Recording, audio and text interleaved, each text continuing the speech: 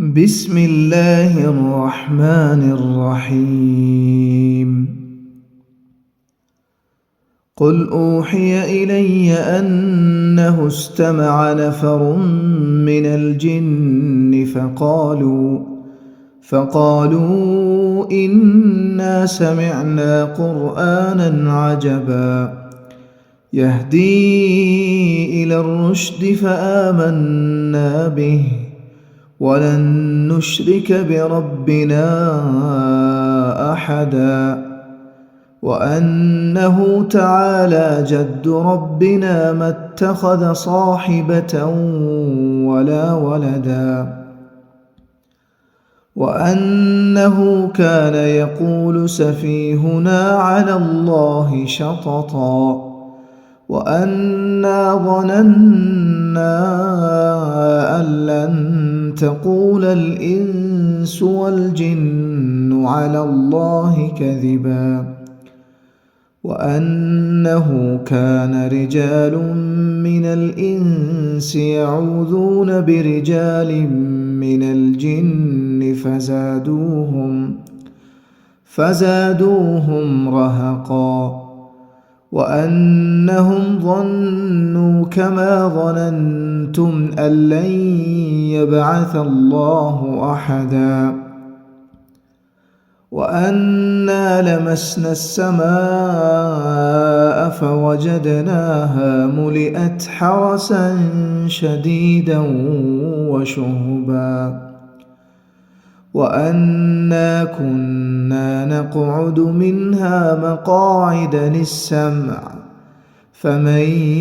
يستمع الآن يجد له شهابا رصدا وأنا لا ندري أشر أريد بمن في الأرض أم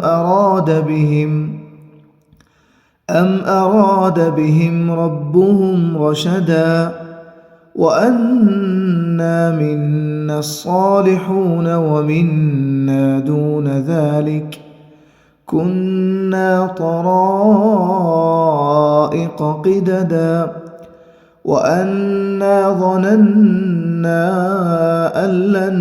نعجز الله في الأرض ولن نعجزه هربا وأنا لما سمعنا الهدى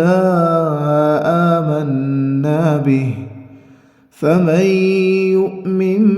بربه فلا يخاف بخسا ولا رهقا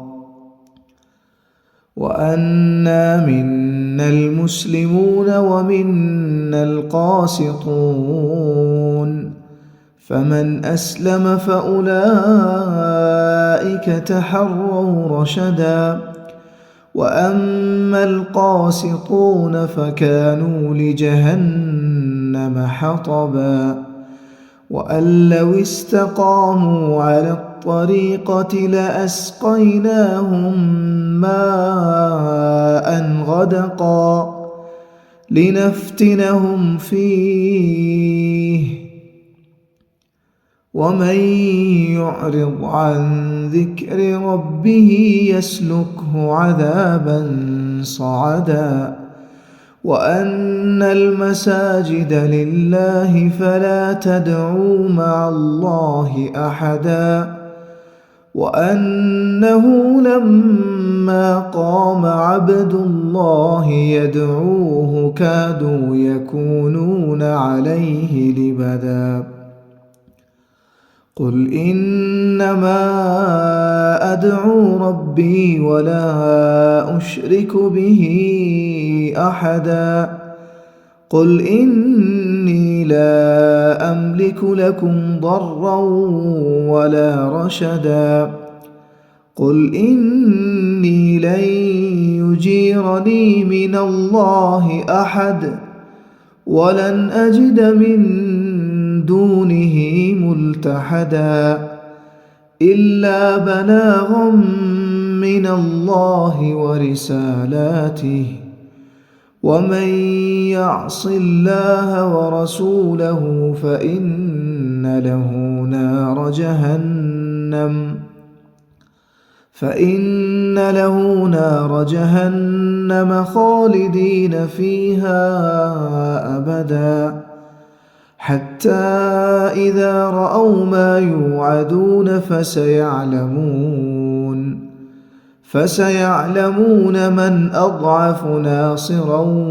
وأقل عددا قل إن أدري أقريب ما توعدون أم يجعل له ربي أمدا عالم الغيب فلا يظهر على غيبه أحدا إلا من ارتضى من رسول فإنه يسلك من بين يديه ومن خلفه رصدا ليعلم أن قد أبلغوا رسالات ربهم